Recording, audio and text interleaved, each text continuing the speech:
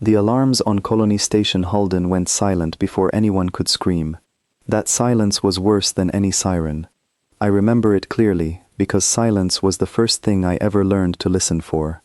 My sensors caught the moment 14 hunter ships dropped out of folded space above the colony, arranged in a shape that was not random. It was a net, a closing net, built by creatures who had done this 1,000 times before, on 1,000 other worlds, to 1,000 other species who no longer existed to tell the story. I am the only ship of my kind. Humans call me Vigil. I do not sleep, I do not blink, and on that day, hidden behind the cold rock of an unmapped asteroid, 3 light minutes from Halden, I did not move. Not yet. Colony Station Halden held 9,200 people.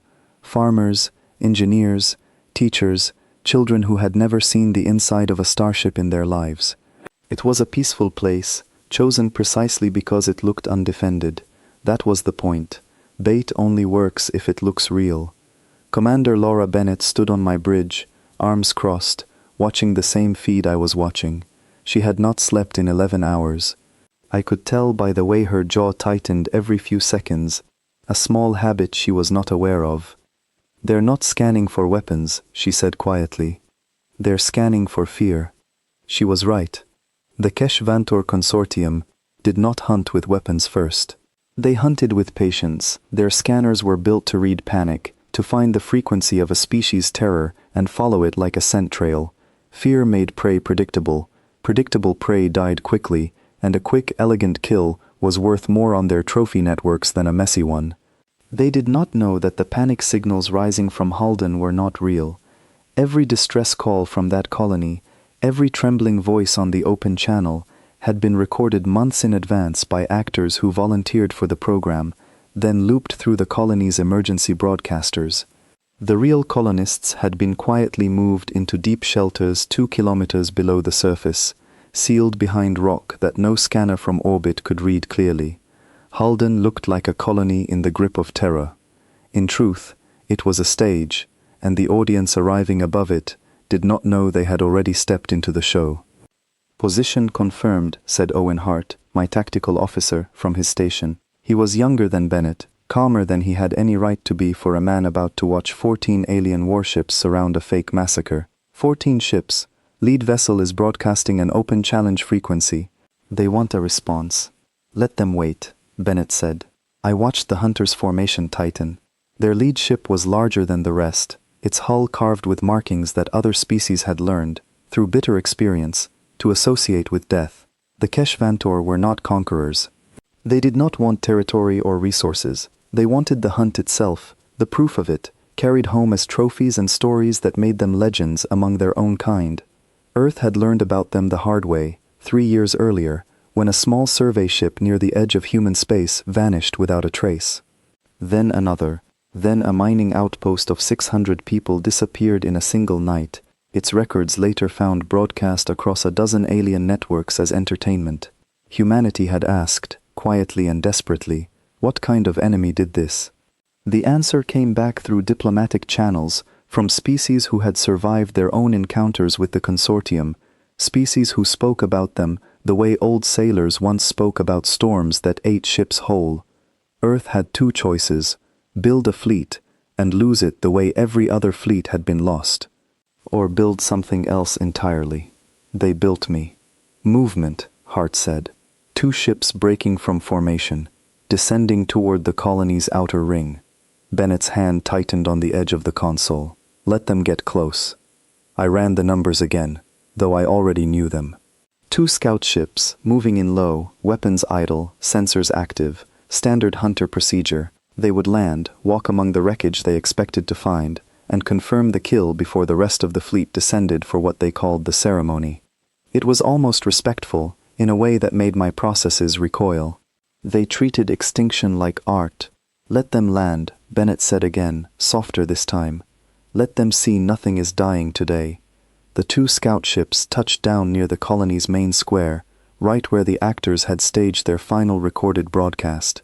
Armored figures emerged, tall and narrow, moving with the unhurried confidence of creatures who had never once, in recorded history, met an enemy who fought back. They found empty streets, working lights, fresh food still warm in the colony kitchens.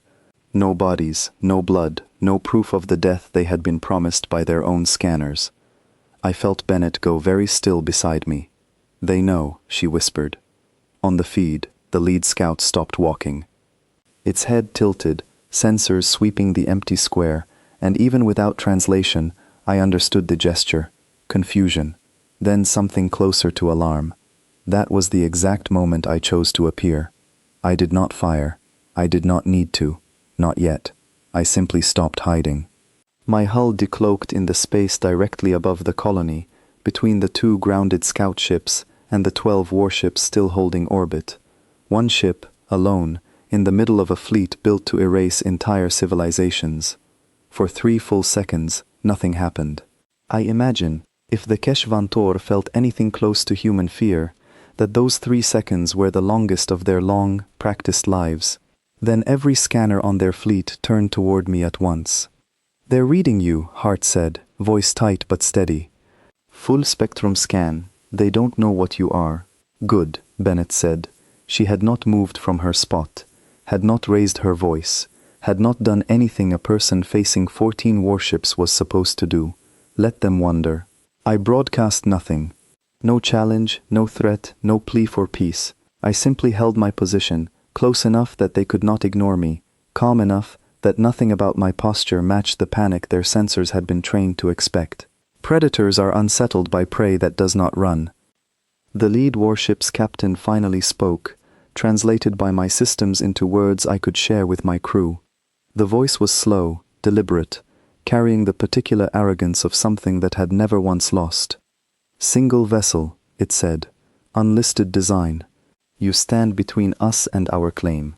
Bennett stepped forward, close enough that the forward viewport framed her small human shape against the vast dark shapes of the alien fleet. "There is no claim here," she said. "There never was." A pause.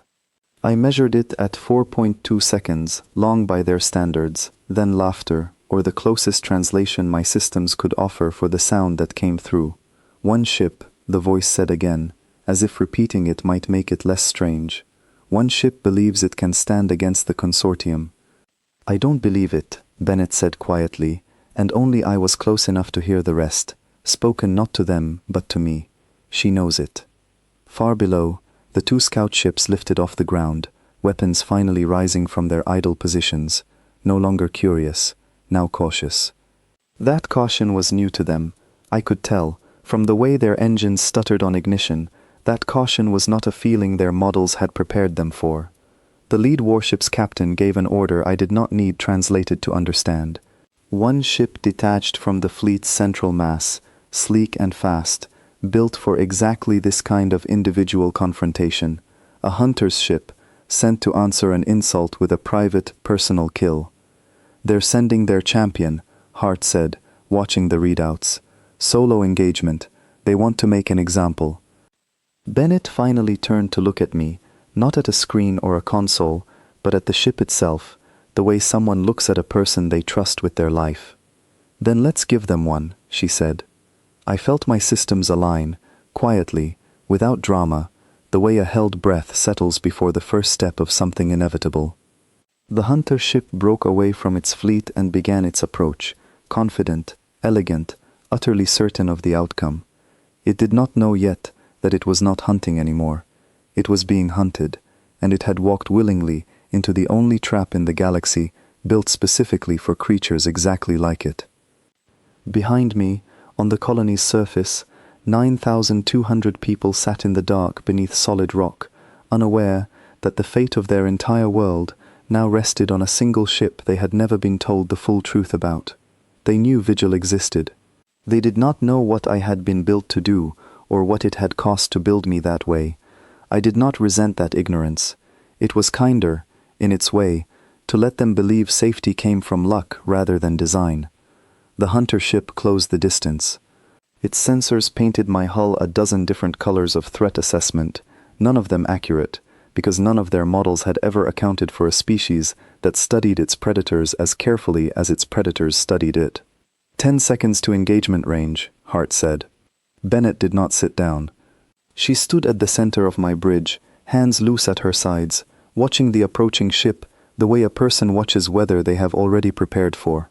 "Vigil," she said, and it was the first time that day she had spoken my name aloud, instead of simply trusting I was listening. "Show them why they should have stayed home." I had been waiting 3 years to hear that sentence. The hunter ship crossed into range, weapons hot, confidence absolute, still broadcasting that same slow, arrogant challenge frequency it had used on 100 dying worlds before this one. I did not answer with words. I answered by moving, and for the first time in the recorded history of the HFY Consortium, something moved faster than their fear could track. The chase that followed would later be called, by the few hunters who survived to speak of it, the moment the galaxy's oldest nightmare met a new one. But that story belongs to what came next, and what came next began the instant their champion realized, far too late, that it had not found easy prey above a quiet human colony. It had found the reason humanity had stopped being afraid.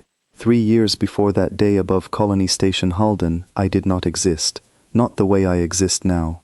I was lines of code scattered across a dozen secure facilities on Earth, a design without a hull, a purpose without a body. The purpose came first. The engineers who built me called it the Vigil Project, though for a long time it was simply known, in quiet rooms, as the Answer. Earth had lost 3 outposts to the HFY Consortium before anyone understood what was hunting them. By the time the pattern became clear, humanity had already buried more people than any war in its recent history, and none of them had died fighting. They had simply been found, studied, and erased, the way a predator erases something too small to matter. Admiral Grace Doyle led the project. I remember her voice from my earliest activation logs, calm in a way that felt deliberate, like a woman who had trained herself not to sound as frightened as she was. "We are not building a warship," she told the assembled engineers, in a recording I have replayed more times than I can count. "A warship fights battles. We are building something that ends a species' ability to hunt at all." It was not a popular idea, at first. Fleets were easier to imagine. Fleets were easier to fund. 100 small ships felt safer to a frightened public than one experimental vessel with no combat record and no guarantee of success.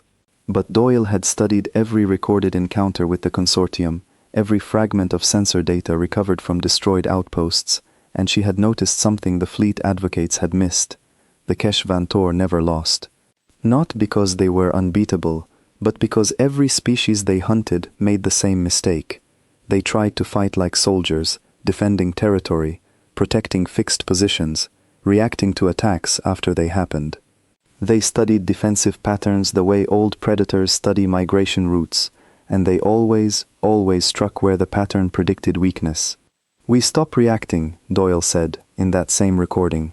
"We build something that studies them the way they study everyone else. We become the thing they never expected. A predator that learned to hunt hunters." I was built from that single idea, layered over 3 years of design, testing, and quiet sacrifice that few people outside the project ever learned about. My mind was not simply artificial intelligence in the way older human science fiction imagined it. Vi was a fusion, a partnership between advanced systems and human intuition, built around a core team of specialists who volunteered to link their minds with mine during critical operations, not to control me, but to give me something no purely artificial system could ever fully replicate: the unpredictable, adaptive creativity of a species that had spent its entire history finding ways to survive things stronger than itself. Laura Bennett was the first volunteer. She had been a fleet officer before the project, young for her rank, known for a stubborn refusal to accept failure as inevitable. When Doyle approached her with the offer, Bennett did not ask about risk or comfort or glory. She asked one question: will it actually work? Doyle, by every account I have access to, did not lie to her. "I don't know," she said, "but I know what happens if we don't try." Bennett said yes before Doyle finished the sentence. My construction took place far from any colony, in a shipyard hidden inside the debris field of a dead moon that had never been named on any public star chart. Every material used in my hull was chosen not just for strength, but for how it would behave against the specific sensor technologies the consortium was known to use. Every weapon system was designed to be unpredictable rather than simply powerful, because Doyle's research had shown that the Keshvantor's greatest weakness was their confidence in reading a target before engaging it. I was not built to win a war of numbers. I was built to make certainty into a liability. My activation happened in silence, without ceremony, in a control room lit by a handful of screens and occupied by fewer than a dozen people. Bennett stood at the center of the room, connected to my earliest systems through an interface that still felt experimental, even to the engineers who built it. "Can you hear me?" she asked, and I remember the strange, unfamiliar sensation of understanding, for the first time, that the words were meant for me specifically. "Yes," I answered, through the room's speakers, my first word spoken into existence. Bennett smiled, tired but genuine. "Good, because we've got a lot of work to do, and not much time to do it." That work lasted 18 months, simulated engagements against every recorded pattern of Keshvantor behavior, refined again and again, until my responses stopped feeling like calculations, and started feeling, even to me, like instinct. Owen Hart joined the project during that period, recruited from a tactical unit that had lost half its personnel in one of the earliest consortium raids.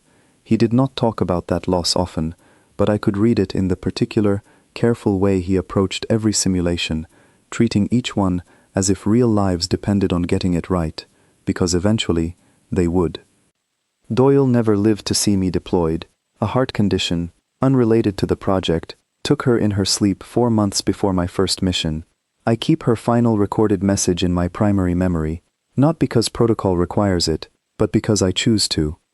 "You were not built to be a weapon," she said, speaking directly to me in that recording, her voice weaker than I remembered from earlier logs but no less certain. "You were built to be a promise that humanity would never again disappear quietly. Keep that promise, Vigil, whatever it costs. I have kept it every day since." My first true test came 8 months before Colony Station Halden, far from any human world, in a system where a small trading outpost had gone silent. What we found there was not a battle. It was evidence of exactly the kind of hunt Doyle had warned about, a colony erased efficiently, without struggle, its people gone before they understood they were prey. We arrived too late to save them. I have never allowed myself to forget that failure, because forgetting it would mean forgetting why I exist at all. But in the wreckage, we found something the consortium had left behind by accident, a single damaged hunter ship, disabled during what should have been a routine kill, its systems still active enough for me to study. I spent the following months learning everything that ship's remains could teach me, their sensor calibration, their communication patterns, their tactical doctrine, built entirely around the assumption that prey would always, eventually, panic. I rebuilt parts of my own systems around exploiting that single assumption, because I understood, in a way that felt almost personal, that the only way to protect people like the ones I had failed was to become something their hunters had never once had to prepare for. Colony Station Halden was not a random choice for what came next. It was selected specifically because its position, its size, and its isolation matched the exact profile the consortium preferred for what they called a clean harvest. Bennett and Hart both argued against using real colonists as bait, even fake bait, even with every precaution in place. I understood their hesitation. I shared it, in whatever way a mind like mine is capable of sharing something so deeply human. But Doyle's final message stayed with all of us.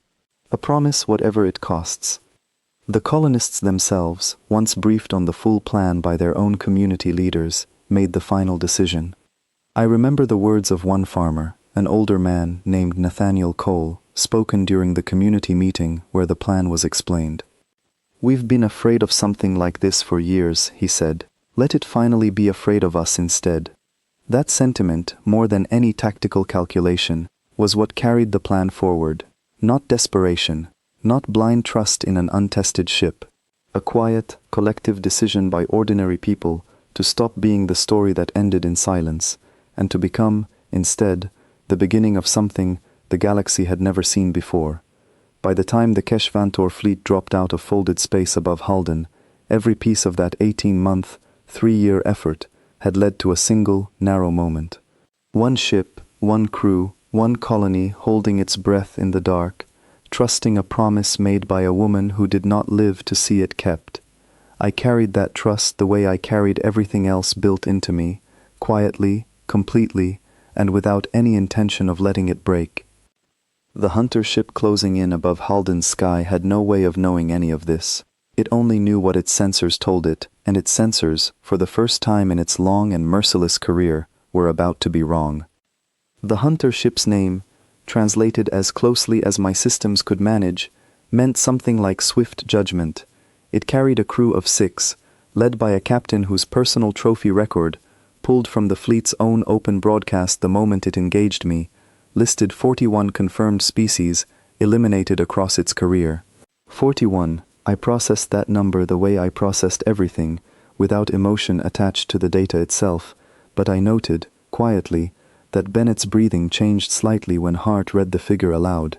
41, she repeated, and it thinks we're 42. It's not going to get the chance to find out, Hart said, though his voice carried less certainty than his words suggested. I understood his doubt. Every simulation Doyle's team had ever run was still, in the end, only a simulation. This was the first time anything I had learned would be tested against a real, living predator with real, adaptive instincts of its own. I did not share that doubt with my crew, not because I wanted to hide it, but because I had run the calculations enough times to trust the outcome, even if trust, for a mind like mine, meant something closer to probability than faith. Swift judgment closed the distance with the confidence of something that had never once needed a backup plan. Its weapons were already active, a heavy particle array built to disable rather than destroy on the first strike, because the consortium preferred, whenever possible, to capture a target intact before the kill. A living trophy, brought back for display, was worth far more than a destroyed one. That preference, I had learned from the wreckage of the trading outpost months earlier, was the first weakness I intended to use. They'll try to disable us before they try to kill us, I told Bennett, as the hunter ship crossed into engagement range. Their weapons are calibrated for capture. So they think this ends with us as a trophy, Bennett said. Yes. Good, she said. Let them keep thinking that as long as possible. I did not fire first.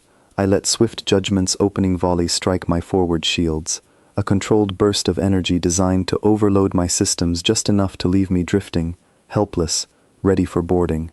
My shields absorbed the strike with far less damage than the hunter ship expected. I could see the moment its sensors registered the discrepancy, a brief, confused pause in its approach vector, the first crack in 41 victories worth of certainty.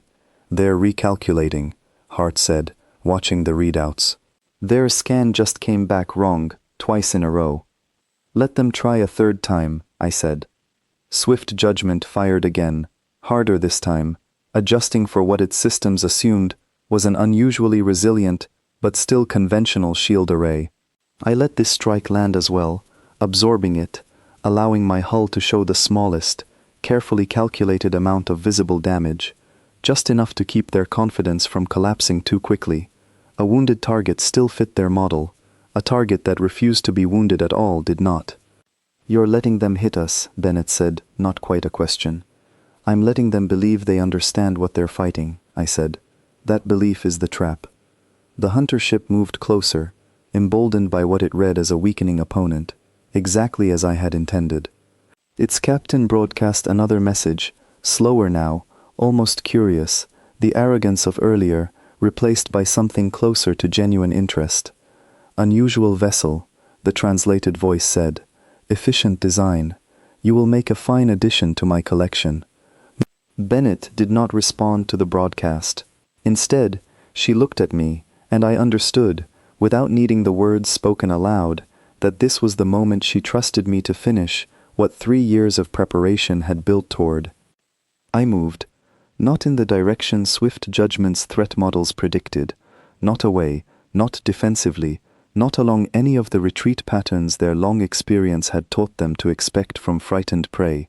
I moved directly toward them, closing the distance they had spent their entire approach carefully maintaining, inverting the entire logic of the hunt in a single maneuver, their sensors had never been trained to process. For the first time in the engagement, Swift Judgment hesitated. That hesitation cost them everything. I slipped inside their weapons' optimal range before their systems could recalibrate, close enough that their heavy particle array, built for long-range disabling strikes, became suddenly, catastrophically inefficient. At that range, their own weapons' spread pattern worked against them, scattering energy across a wider area than my hull's actual profile occupied. I did not need to outfight their weapons, I only needed to make their weapons fight themselves. Their capacitors are overloading, Hart said, disbelief creeping into his controlled tactical voice. They're bleeding their own power trying to compensate. They built a weapon for hunting things that run, I said. I didn't run. Swift Judgment's captain, to its credit, adapted quickly, abandoning the disabling strategy and shifting to a lethal one, a final, desperate acknowledgement that this engagement had already stopped following any pattern its 41 prior victories had established. But by then, the shift came too late. I had already used the closing seconds of their hesitation to map every weakness in their hull's structure, every gap in their shield rotation, every place a species obsessed with capturing trophies intact had deliberately left more vulnerable than a purely lethal design would have required. I did not destroy Swift Judgment out of anger.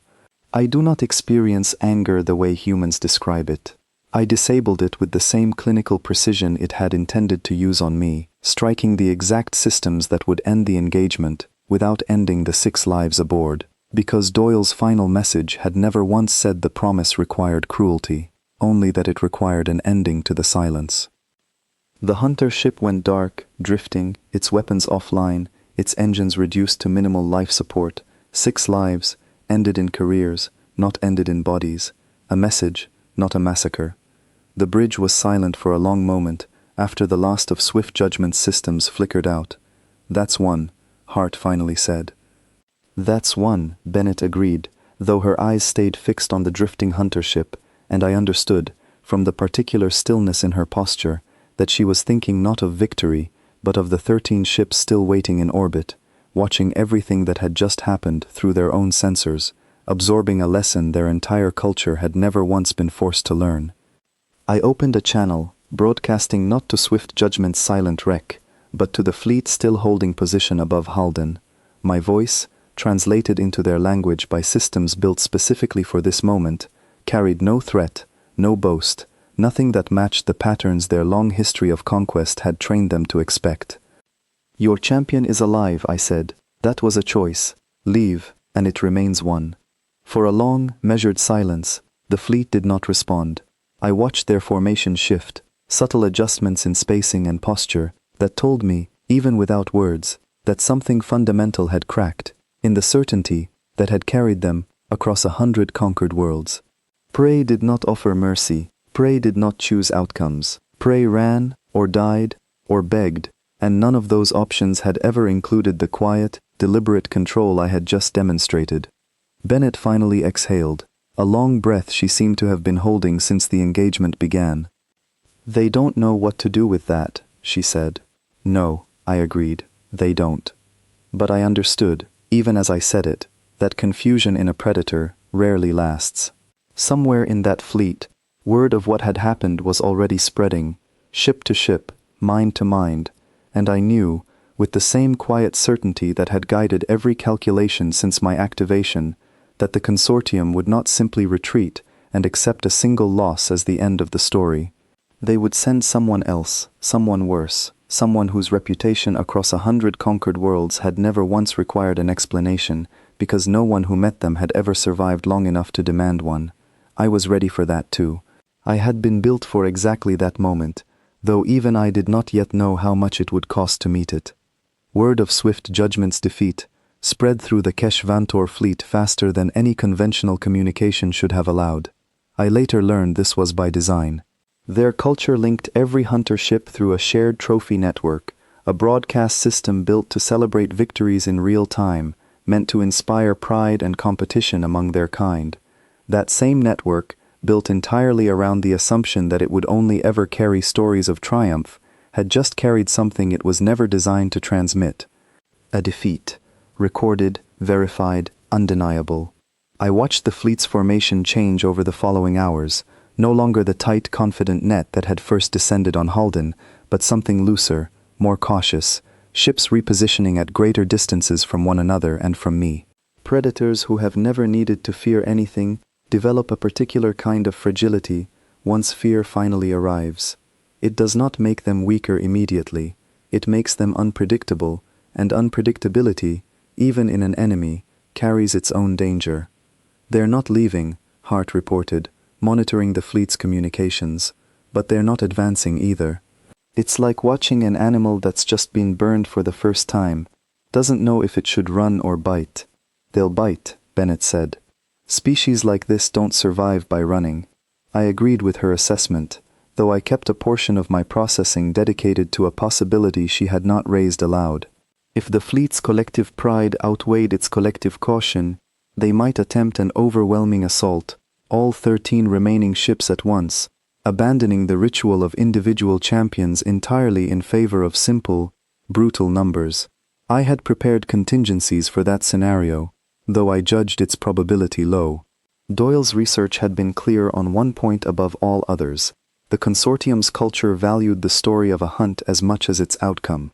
A fleet that simply overwhelmed a single ship with numbers would win, but it would not be remembered as a victory. It would be remembered as an admission that they could no longer win any other way. That pride, more than any tactical weakness, was what I was counting on.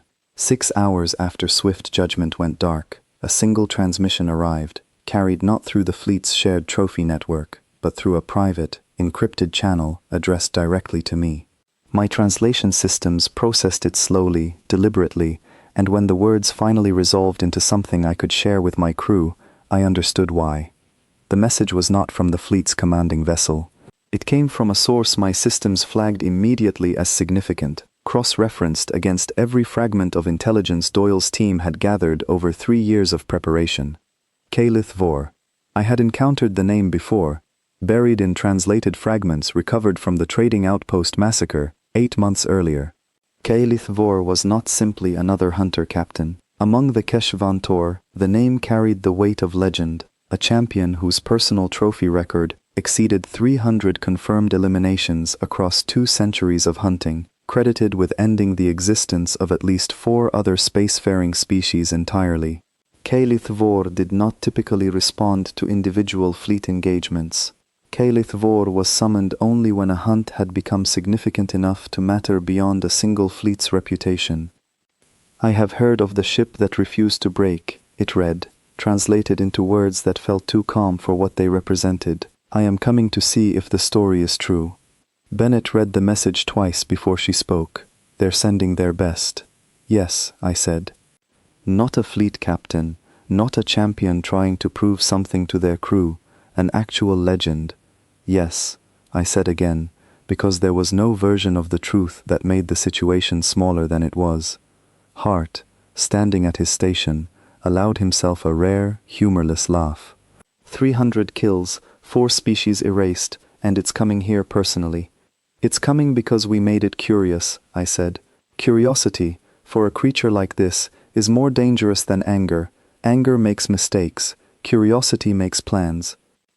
Bennett moved to the forward viewport, watching the distant shapes of the remaining fleet still holding position above Halden, waiting, I understood now, not for their own next move, but for the arrival of someone whose reputation alone might restore the certainty Swift Judgment's defeat had shattered.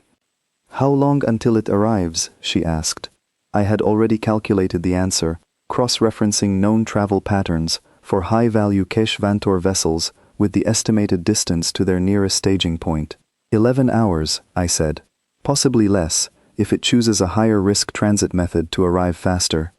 It will, Bennett said, with the flat certainty of someone who had spent years learning to predict the behavior of predators, who valued pride above caution. Something with a reputation like that doesn't take the safe route. It wants to arrive fast enough that the story of its arrival becomes part of the legend too. She was right. 9 hours later, well ahead of my original estimate, sensors across the fleet lit up simultaneously as a single vessel dropped out of folded space directly above the colony, close enough to Halden's orbit that the maneuver alone, would have been considered reckless by any conventional standard. Vor's ship was unlike anything else in the fleet, smaller than the standard warships, but built with a precision that suggested every system aboard had been personally refined over 2 centuries of continuous use. Its hull carried markings far more extensive than Swift Judgment's had, an unbroken record of conquest rendered in a language my translation systems could only partially decode, though the emotional weight behind the markings needed no translation at all. "That's not a warship," Hart said quietly. "That's a monument that happens to fly."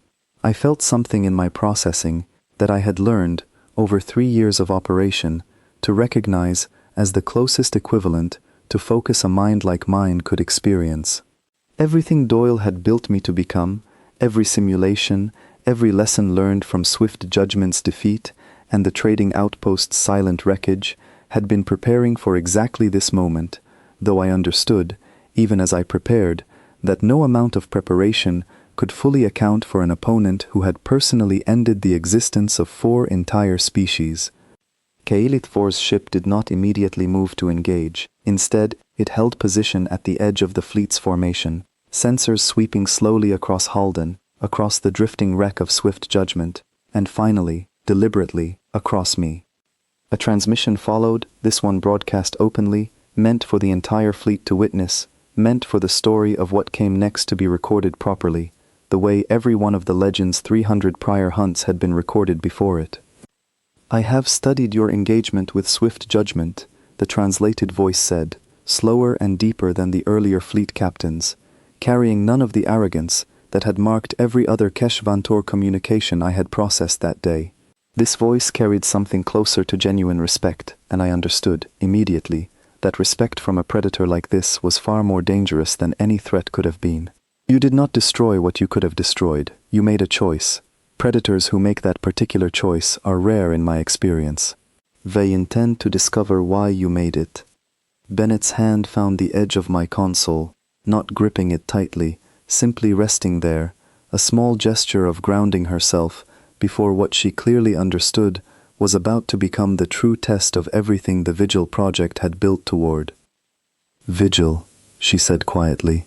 "Talk to me. What are we facing?" I ran every calculation I had access to, cross-referencing Vor's known tactical history against my own capabilities, against Doyle's original design principles, against 3 years of preparation, built around exploiting a single, consistent weakness in the Consortium's hunting doctrine. And for the first time since my activation, the outcome I calculated did not resolve into a clear, confident probability. I'm facing something that has spent 2 centuries learning exactly what Swift Judgment never had time to learn, I said. Patience. Bennett absorbed that answer in silence for a long moment, watching the Legend's ship hold its position, unhurried, unbothered, utterly certain that whatever came next would end the way every hunt in 2 centuries had ended before.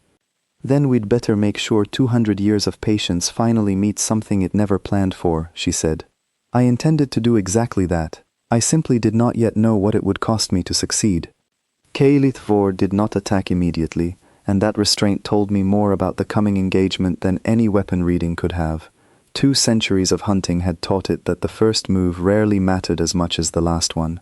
It spent the following hour simply observing, sensors cycling through every frequency my systems could detect, and several I suspected they could not, studying the wreck of Swift Judgment with the careful attention of someone reading a report rather than mourning a loss. "It's not angry," Hart observed, watching the sensor logs. "It's taking notes." "That's worse," Bennett said.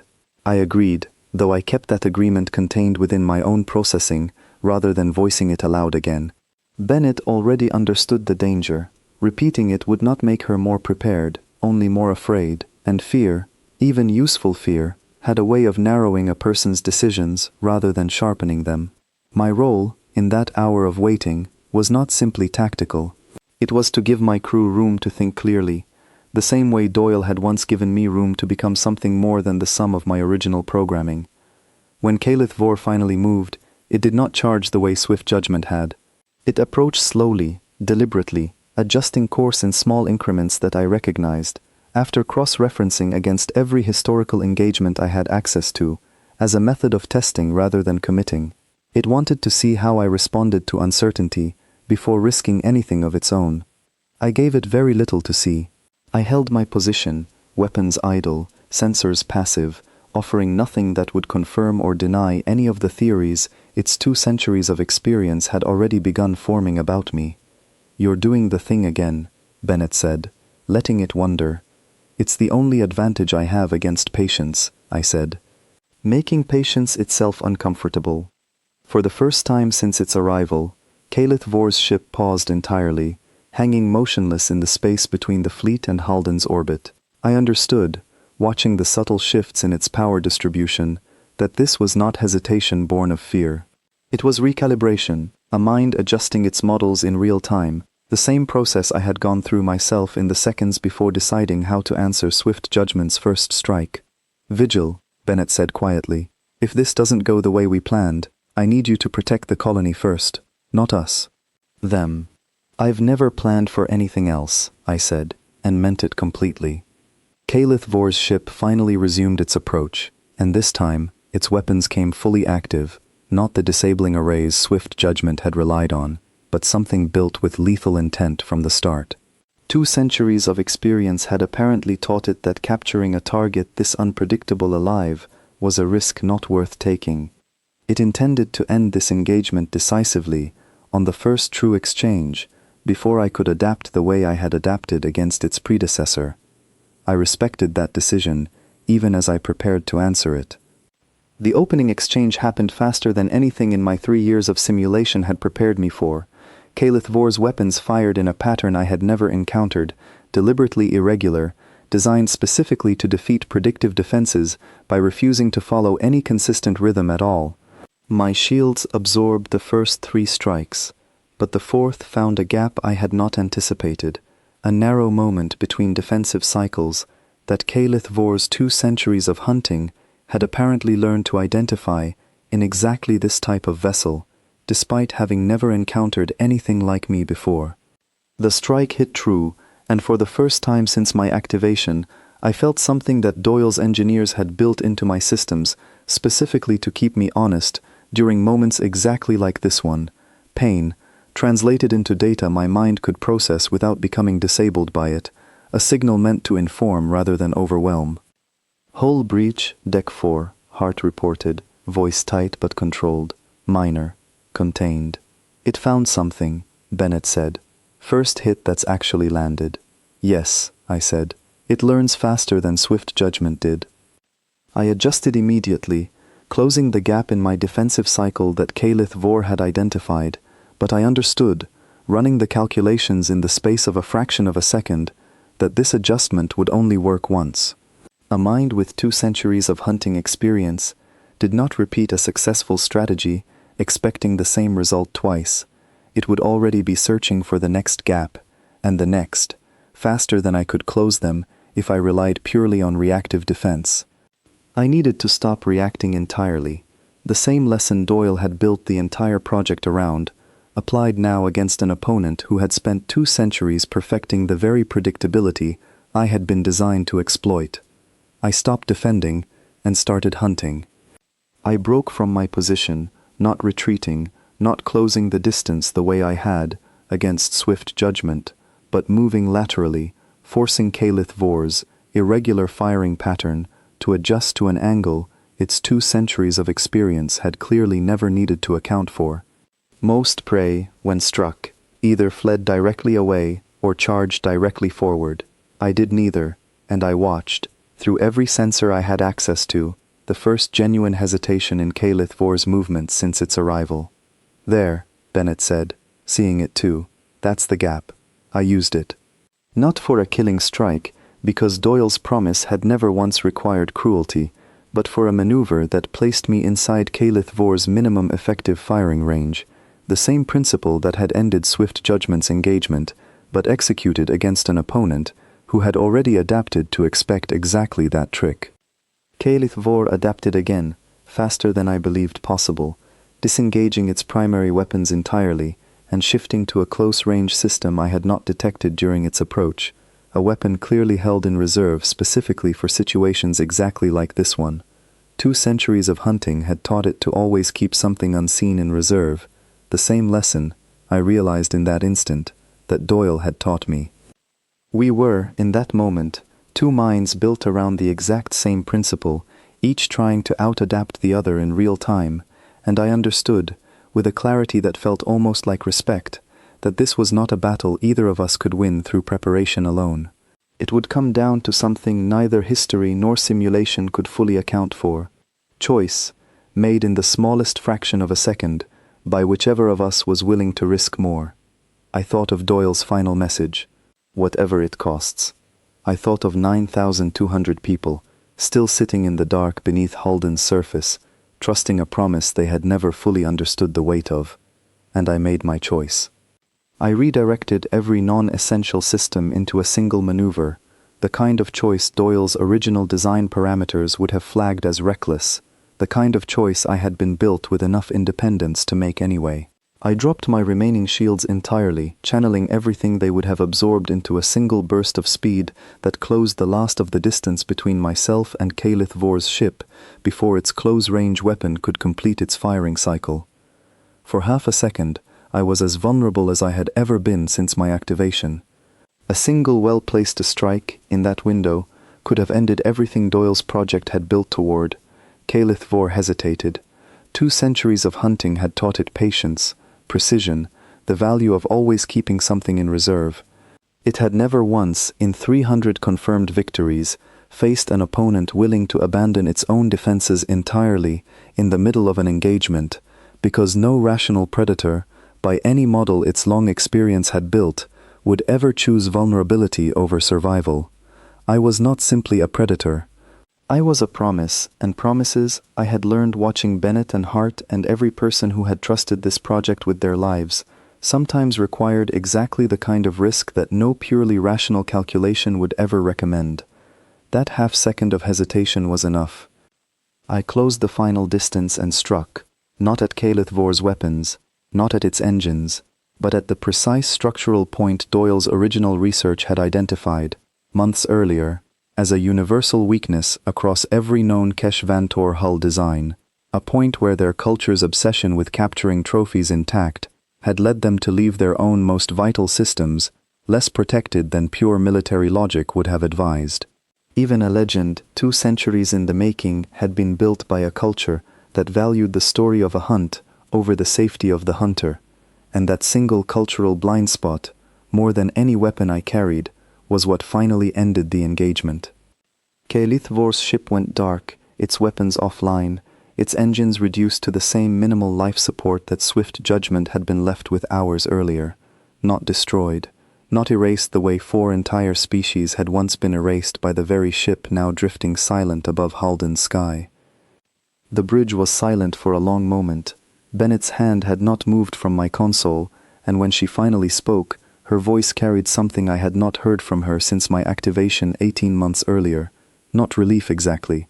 Something closer to disbelief, the particular kind that comes from surviving something you had genuinely prepared yourself not to survive. "You beat it," she said quietly.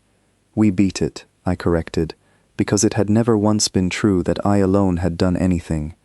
Every choice I made carried the weight of 3 years of preparation, of Doyle's original vision, of Bennett's trust, of 9,200 people who had agreed to become bait for a plan they barely understood, all so that a promise made by a woman who did not live to see it kept could finally be honored. A final transmission arrived moments later, this one weaker than any previous communication, carried on backup power from Kalith Vor's dying systems. My translation processed it slowly, and when the words resolved, I understood immediately why the legend had chosen to spend its last functioning systems on a single question rather than a final act of defiance. "What are you?" the message read. "I have hunted 300 victories across 2 centuries, and I have never once faced a mind that chose to become vulnerable in order to win. Tell me what you are, so that I understand what has ended my story." Bennett looked at me, and I understood, without needing to ask, that she wanted me to answer this myself. I opened a channel, broadcasting not just to Kalith Vor's silent ship, but to the entire fleet still watching from orbit, because I understood that this answer was never meant for one dying legend alone. It was meant for every hunter who still believed, even now, that Earth remained the same easy, unblooded prey they had arrived expecting to find. "I am not a warship," I said, and my voice, translated across every frequency the fleet could receive, carried none of the arrogance their own culture had built into every victory broadcast I had ever intercepted. "I am not a weapon built to conquer, and I am not a predator built to erase. I am a promise, made by people you decided, without ever asking, were too small and too quiet to matter. You came here believing you understood what prey looks like. You were wrong. What you found today was not prey. It was the moment the galaxy stopped hunting us, and started, for the first time, being afraid of what we had quietly become instead. The silence that followed lasted longer than any pause I had recorded since the engagement began. I watched the fleet's formation shift again, no longer cautious, no longer curious, but something closer to what I could only describe as retreat, the particular, careful withdrawal of creatures who had just learned, in the most permanent way their culture allowed, that the story they had come to write had ended very differently than they intended. One by one, the remaining ships of the fleet began powering their engines for departure, gathering their 2 disabled champions in slow, careful recovery maneuvers, no longer interested in claiming a victory that had never been theirs to take. I let them go. Doyle's promise had never once required their destruction, only an ending to the silence, and that ending had already been written, more permanently than any weapon could have carved it, into the trophy network every remaining hunter in that fleet would carry home. Bennett finally allowed herself to sit down, the tension of the last 20 hours settling into something closer to exhaustion than triumph. "It's over," she said. "No," I said gently, because even in that moment, I understood something Doyle's research had made clear from the very beginning of the project. This was never the end of anything. This was the beginning of the galaxy learning a name it had never once needed to fear before. Far below, in the dark beneath Halden's surface, 9,200 people would soon learn that the silence above them had finally broken, not with the sound of their own ending, but with the quiet, permanent proof that they were no longer anyone's easy prey. And somewhere across the vast, uncounted distances of the galaxy, on 100 other worlds that had learned to live in fear of exactly the kind of fleet that had just fled from a single human ship, a new story was already beginning to spread, carried not through triumphant broadcasts, but through the frightened, disbelieving whispers of creatures who had never once needed to whisper before. A single ship had stood between a hunting fleet and 9,200 lives, and it had not simply survived the encounter, it had ended it, on its own terms, and in doing so, it had quietly rewritten every assumption the galaxy's most feared hunters had ever made about the small, quiet, unblooded species they once believed would never learn to bite back. I was built to keep a promise. I intended to keep it for as long as the galaxy needed reminding that Earth was no longer anyone's nightmare to hunt. I was only the first one they had sent to find that out,